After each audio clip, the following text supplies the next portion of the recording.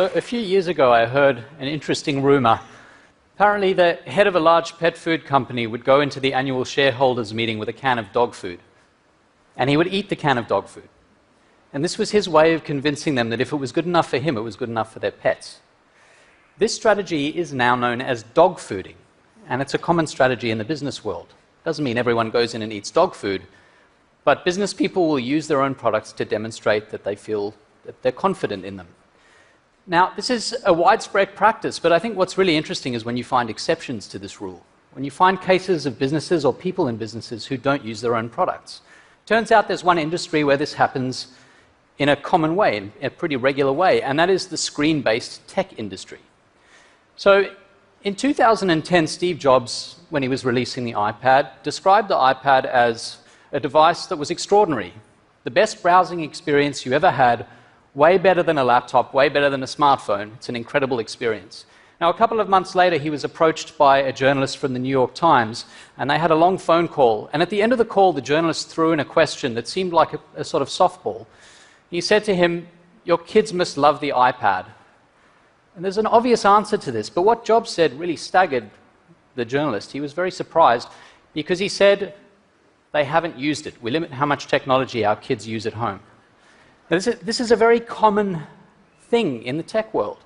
In fact, there's a school quite near Silicon Valley called the Waldorf School of the Peninsula, and they don't introduce screens until the 8th grade. Now, what's really interesting about the school is that 75% of the kids who go there have parents who are high-level Silicon Valley tech execs. So when I heard about this, I thought it was interesting and surprising, and it pushed me to consider what screens were doing to me and to my family and the people I loved and to people at large. And so for the last 5 years, as a professor of business and psychology, I've been studying the effect of screens on our lives. And I want to start by just focusing on how much time they take from us. And then we can talk about what that time looks like.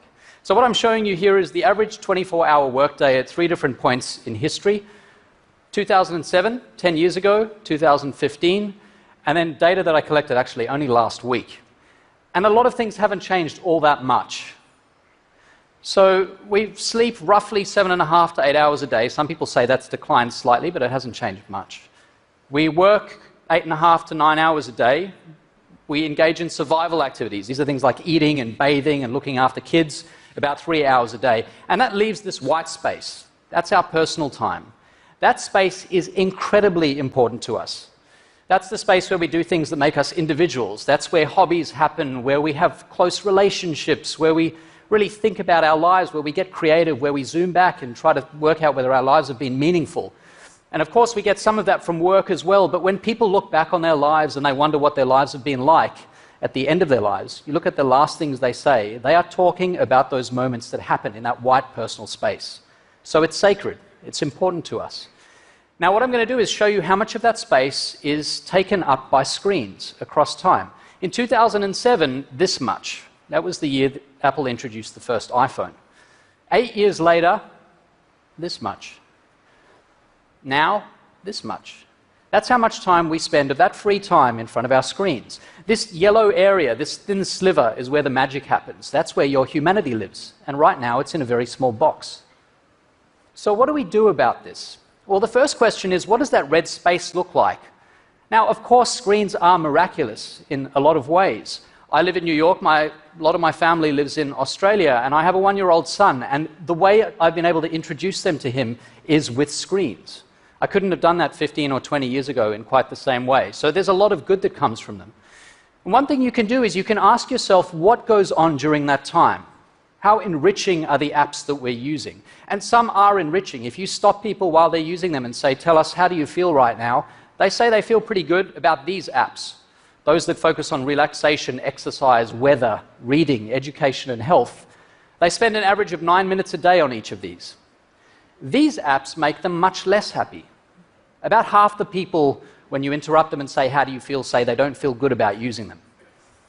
Now, what's interesting about these, dating, social networking, gaming, entertainment, news, web browsing, people spend 27 minutes a day on each of these. We're spending 3 times longer on the apps that don't make us happy. That doesn't seem very wise. Now, one of the reasons we spend so much time on these apps that make us unhappy is they rob us of stopping cues. Stopping cues were everywhere in the 20th century. They were baked into everything we did. A stopping cue is basically a signal that it's time to move on, to do something new, to do something different. And think about newspapers. Eventually you get to the end, you fold the newspaper away, you put it aside. The same with magazines, books, you get to the end of a chapter, prompts you to consider whether you want to continue. You watched a show on TV, eventually the show would end and then you'd have a week until the next one came. So there were stopping cues everywhere. But the way we consume media today is such that there are no stopping cues.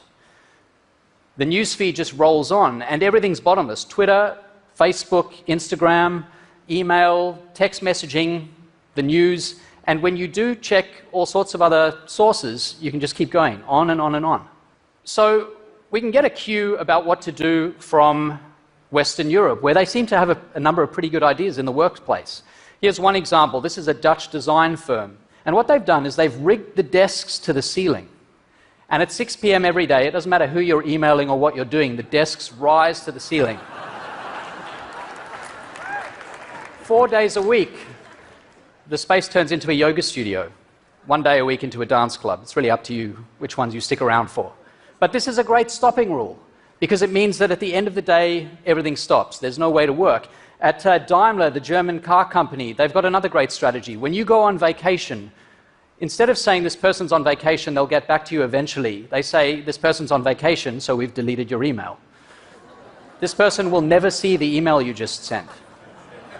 You can email back in a couple of weeks, or you can email someone else. And so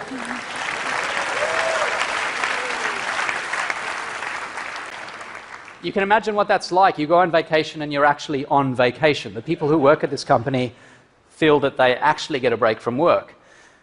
But of course, that doesn't tell us much about what we should do at home in our own lives. And so I want to make some suggestions.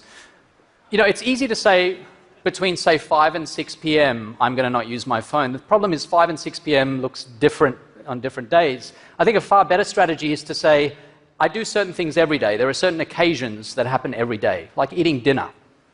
Sometimes I'll be alone, sometimes with other people, sometimes in a restaurant, sometimes at home. But the rule that I've adopted is I will never use my phone at the table.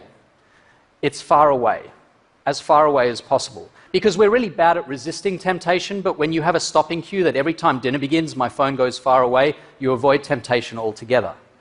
At first, it hurts. I had massive FOMO. I struggled. But what happens is you get used to it. You overcome the withdrawal the same way you would from a drug. And what happens is life becomes more colorful, richer, more interesting. You have better conversations. You really connect with the people who are there with you.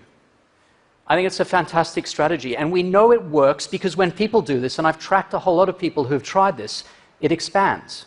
They feel so good about it that they start doing it for the first hour of the day in the morning. They start putting their phones on airplane mode on the weekend. That way your phone remains a camera, but it's no longer a phone. It's a really powerful idea, and we know people feel much better about their lives when they do this.